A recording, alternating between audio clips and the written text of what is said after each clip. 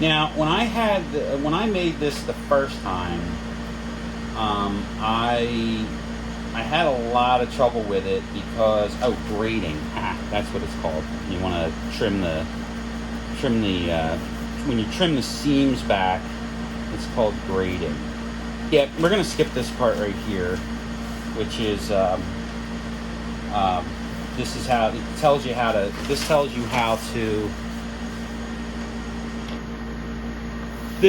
how to sew the fronts to the backs. I'm not going to sew the fronts to the backs just yet because I need to finish trimming and sewing the waistband together. Now the waistband, I have waistband material here somewhere.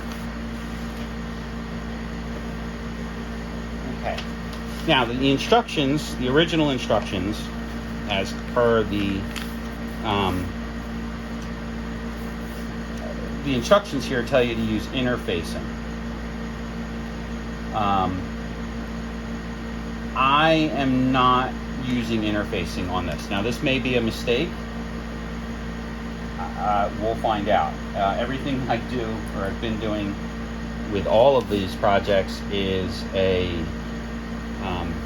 hate to say experiment, but pretty much it's just an experiment. The one thing I am going to do is I'm going to line all these edges up as neatly as I can here.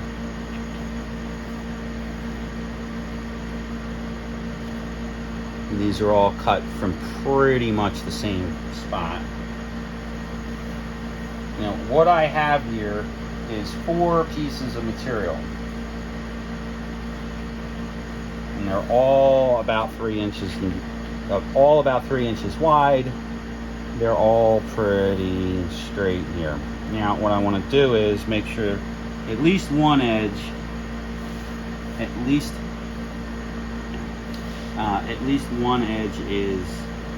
one corner is nice and square. Right there. And you can see here that that ain't square for shit. So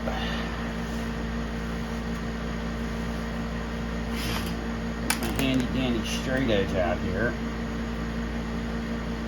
I'm going to slide it that way. I don't want to cut too much off because I want this waistband to be oversized, and there's a reason for that, and I'm going to get to that reason when we get to finishing these. Push on it like it owes me money. There we go. Push on it like a broke down MG. Just dropped my chalk. That sucks. I just put a new end on it too. Alright, so I'm actually even using the medium binder clips here. Yeah, nothing like a little rattle to remind you that you just broke everything. Okay, so again, now you see how that's all screwy there? We need to fix that. So I'm just gonna very carefully pull that out of the way. Try my darndest to get these lined up. Now, this, whatever end I determine is going to be my overlap end, I want it to be overlapped. There is a little bit of leeway, a little bit. This is pretty vital section here. Okay, so now this is a little oversized here, and that's okay. We're gonna flip this one over, get this back into position. This was a short one, I think. No, this is a long one. Okay. So now we are back to length here. I'm gonna find the shortest spot. I'm gonna set it on my grid. These cutting mats are another one of those. I can't believe I lived my life without one. It actually took me a little while to remember I had it. It's kind of weird because I'm staring at it, but let's spin out again.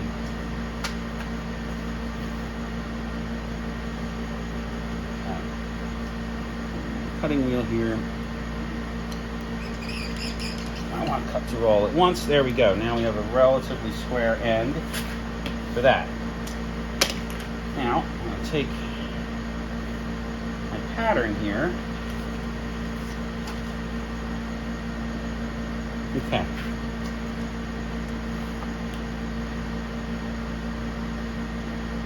Now, look how way extra long that is. Why is that so long here?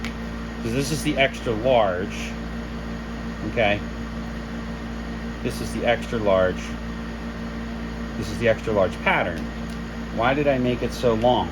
Well, I made it so long because when I go to finish this, I'm not going to use a button. I have mil-spec Velcro, and that is how I'm going to use. That is what I'm going to use to make this. To make my closure for these pants, and it'll be probably 4 inches of mil-spec Velcro. If you've ever tried to pull mil-spec Velcro apart, like on a bulletproof vest, good luck. That stuff really holds. You need to actually flip this around this way, because this is going to be the center back, and then this is going to be the where we mate these together in a second. So we're going to do that. I know, I'm flipping it back and forth like an idiot. But every once in a while, I'm not all that bright. This is not going to work, but we'll give it a shot. I'm going to line all these edges up, and I'm going to try to cut through 4 layers at one time. Yeah, they're going to work.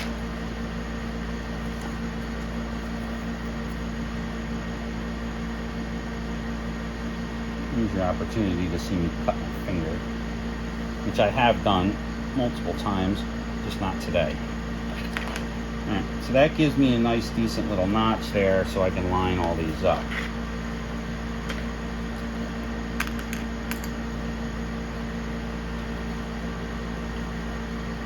Now, because I'm not using interfacing, I'm just going to run over and I'm going to sew 2 and 2, and I'm going to do a 3/4 of an inch. Alright, I'm going to do something that I normally wouldn't do here. I am not going to serge this, and I might hate myself for not doing it when I go. I might hate myself for not doing it right away, but I'm not going to do it for a reason. And the reason being is I want this to, this is undersized. So the pattern, if I serge it, it'll be undersized. Even taking into consideration, it'll be undersized for what I want. So the pattern is actually almost exactly 3 inches wide. I cut those 3 inches wide. This ruler's 3 inches wide. If I serge both edges, or all 4 edges, I will then be 2.5 inches wide. And then when I go to do my seams, then I'll be, because they're 5/8 seam allowances, then I'll even be more narrow. I don't want to do that. I want my waistband on these pants to be fairly wide, for a couple reasons. Mainly because I want to see how it's going to turn out. Now, I'm going to shut the camera off. I'm going to sew. Now, in the instructions, it says to sew the interfacing, the interface to the interface.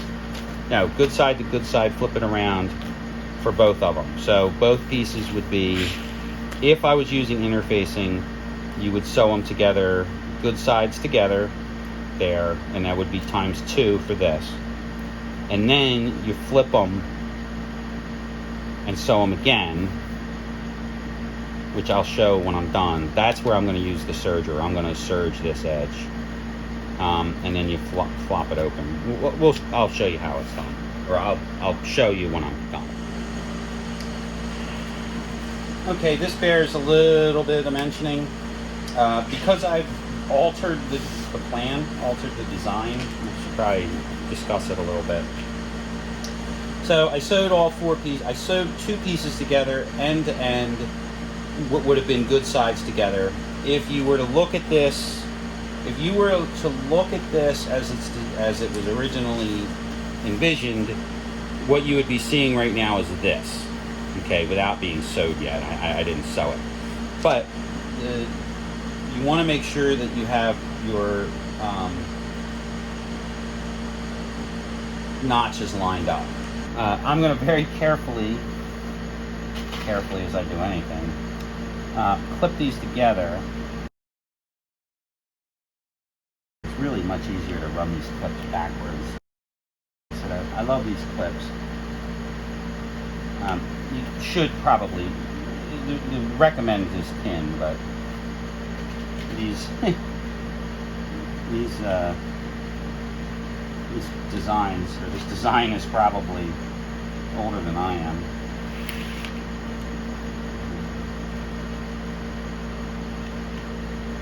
Now, there's a little bit of OCD with me with the clips, and that why are they all, I want to make sure that they're all going the same direction. I also want to be able to use them relatively easily. I found the easiest way to use them is to put them on backwards and then flip it over. So run it in that way. And like I said, want to make really sure that you're getting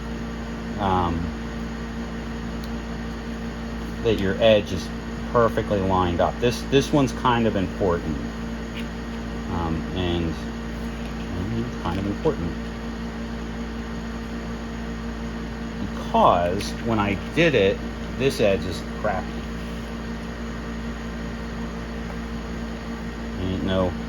Ain't no getting around it. I cut it crooked. I mean, like really crooked. I'm making, to use these clips properly, you don't even have to take them off if you're doing the right seam allowance. If you're doing the correct seam allowance, you don't even have to take these clips off when you're sewing. If you're doing a 5/8 seam allowance, you can sew right up to the end of these things. When I flip it over, I'll show you. You have to be about 1/8 of an inch away from the end, or else you'll suck the clip into the sewing machine, which bends the clip and bends the needle and kind of ruins your day if you're not careful. Okay, so now we have both ends are lined up pretty close right here.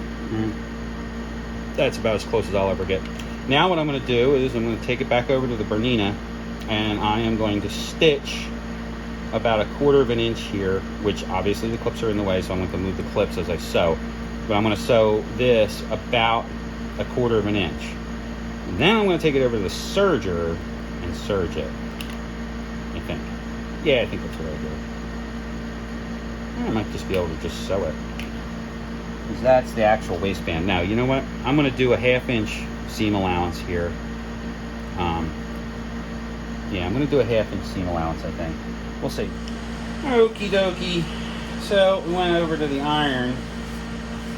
I sewed it together. I didn't serge it. I just sewed it because if I serged it together, I wouldn't be able to get this nice wide seam allowance here, or this nice wide seam.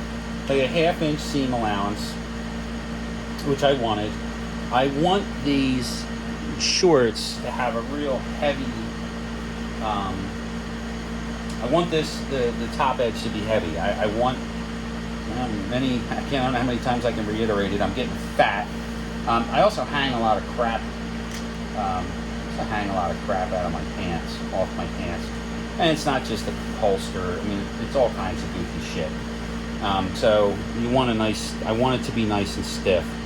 If I had true reservations about putting interfacing in here, I would be tempted to do it now as opposed to ahead of time. But I don't. I have no reservations. We're going to use this material. I don't need the interfacing. There, for the grace of God, go I. Alright, so I'm going to set this aside, and we're going to look at the shorts. Now, when I made the first pair, I've discussed it ad nauseum that the waist was my junk area was too tight. And I said, I've been wearing them a little bit more. They're a little bit looser, but I'd like them to be a lot looser. as you can tell from my gut, I'm not really an active guy. Like, I'm not going to the gym or anything, but I'm definitely active in that I'm always moving around and doing stuff, lifting, carrying, what have you. So this is, flip it over this way. So this is the good side. I did this last time, which is really funny. I almost sewed them together and made a skirt. So there we go. Flippity flop, flippity flop, flippity flop, flippity flop. Oh, and you know what I forgot? So fast forward a little bit here. I have theoretically pinned the front and the back together. I put my crotch gusset in. Now I noticed my crotch gusset is a little funky, and I might actually take it out and reset it. It's a little weird in here. It's not working the way I want it to, so I may actually take that apart. Actually, I'm going to take all these out of here. This does not belong in this particular pattern. This was something that I added. It's something that I added in an attempt to give myself a little bit more ballroom and make the pants just slightly more comfortable to wear. For me. You might not need it. I needed it. Just because I'm moving all the time. I used to squat a lot. So I'm going to run this over. I'm going to take this over to the table, and I'm going to put a crease in it just real quick. Actually, I don't even need to do that. I'll just use a piece of chalk. It doesn't need a crease. I would like to make it even, and it wasn't even. If something's not even, if something's not right, stop. Hammer time. And take a look at what's going on. Like, take a look at what you're doing before you jump off a bridge, not knowing what's on the other side.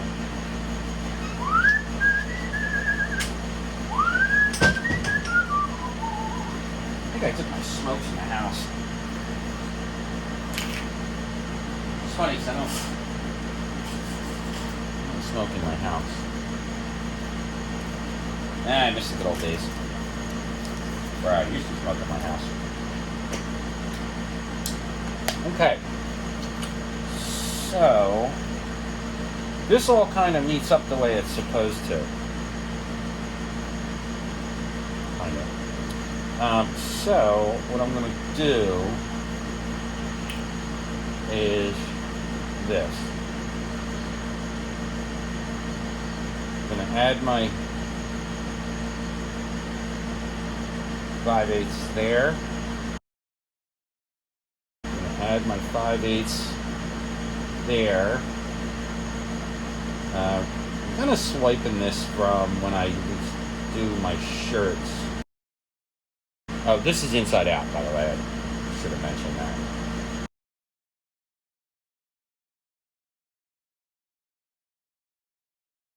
I don't know if I actually even did anything with that. Yeah, I think I evened it out a little bit.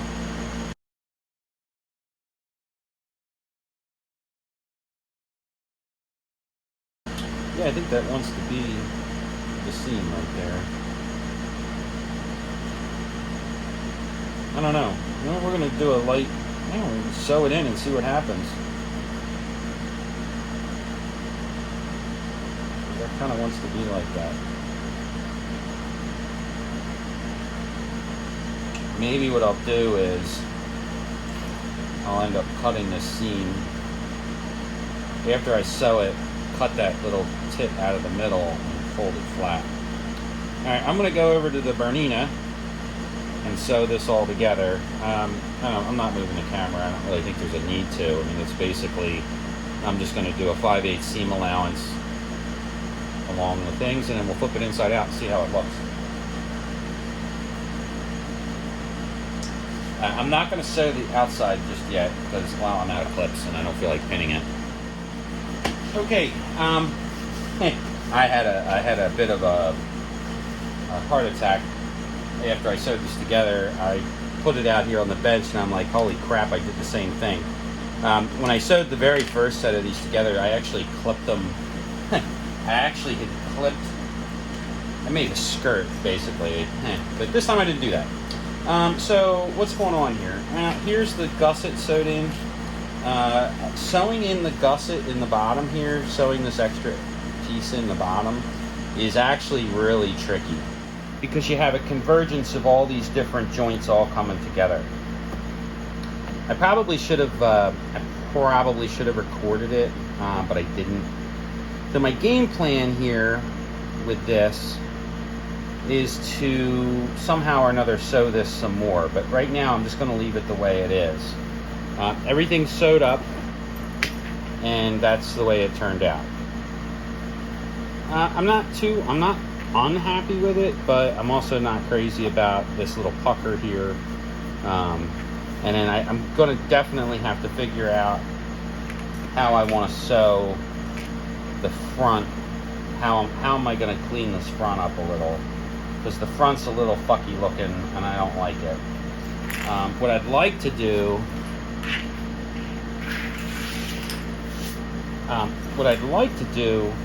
is possibly fold. Well, what I'd like to do is just put another series of stitching along here to give it that, like I've said many times, that burly look. And I can do that. I can double stitch it right here. I made all of these are more than wide enough to do a double stitch. So what I'll do is I'll fold it, I'll press it in one direction or the other, like that, and then I'll go back and sew it. I should do it right now, but because I'm a little twitchy about how these are going to fit, I don't want to like double and triple sew them until I try them on. I don't want to say that this is basted because it's not. It is sewed. The other thing I did was I sewed up to, I don't know, it'll show up there. I sewed up to here, stopped, and then changed and sewed like from here to here, here to here. So there's stops in all these spots. That's a bad example. That one I didn't stop. But this one I did. So I stopped, looked around, hey, what's that sound? Oh yeah, it was me hitting one of those clips. I wish I had actually taped that because I whacked one of these things with the machine. Whoops. These little clips are so expensive. The second I drop one, I pick it up. I know 50 cents doesn't seem expensive, but when you're buying them, 50 or 100 or 25 at a time, it adds up. So the next step is to sew the sides together. Now I went over to the sail right and I tacked this together right here because there was a hole here, so I just ran right in there to seal this. So this is all sealed up now. I did the same thing on this side here. I just took and ran a couple little things in here. I probably didn't have to, but this is another one. I'm so paranoid about these not fitting right. I didn't want to do more than one pass before I try them on. I can always make these things smaller. Smaller is easy, but making them bigger is a lot more difficult. So I would rather have them baggy to start. And then say, oh, well, that's too baggy, I look like a dope, I don't want to wear that, or it doesn't fit right, or it doesn't feel good. Now I need to figure out how to make them bigger. Now, I can make them smaller. Smaller is easy. Taking something in is truly simple. I mean, it's as simple as just put a pucker in it somewhere, or double fold it again. You know, if it's too big, I can always just go foink, and then bang, it'll be that much smaller. But to make it bigger, I have to add material, and I don't want to add material to anything if I don't have to. I did it on one of my bowling shirts, the one I screwed up with the serger. I ended up having to add material. You don't notice it. I notice it because I build it, but you don't necessarily notice it looking at the piece, because it's hidden under the collar, and B, unless you know exactly what you're looking at, you don't notice that it's not right. So that was a win on my part. Once again, these are inside out. Just wanted to stress that. And again, the hem here is going to be what it is. So, like I said, I'm just truly, all I'm doing here is I'm just gonna run a real, I'm gonna run the regular 5/8 seam allowance on this. One shot, and then I'm gonna fit the waistband. This is real simple. I mean, this is nothing, right? This is just. I'm not gonna use the Sailrite. I think I'm just gonna use the Bernina. But up here, right here where this pocket is pretty thick. The Bernina should do it without a problem. But I have no doubt that it's gonna. If I don't get it spinning between here and here, it's gonna choke on that a little bit. Not a lot, but just enough to remind me that I bought the Sailrite for a reason. I think that's it. We'll go over to the Bernina,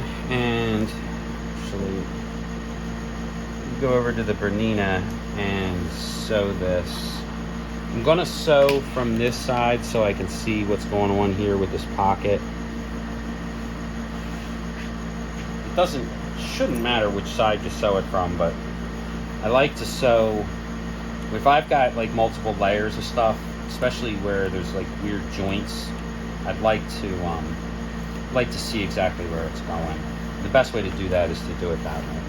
Yeah, so when I sew it, that's a little weird right there.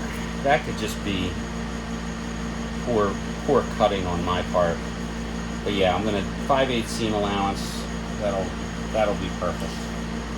And then what I can do, like I did on these, is I can fold the seam flat and then put a decorative stitch down it.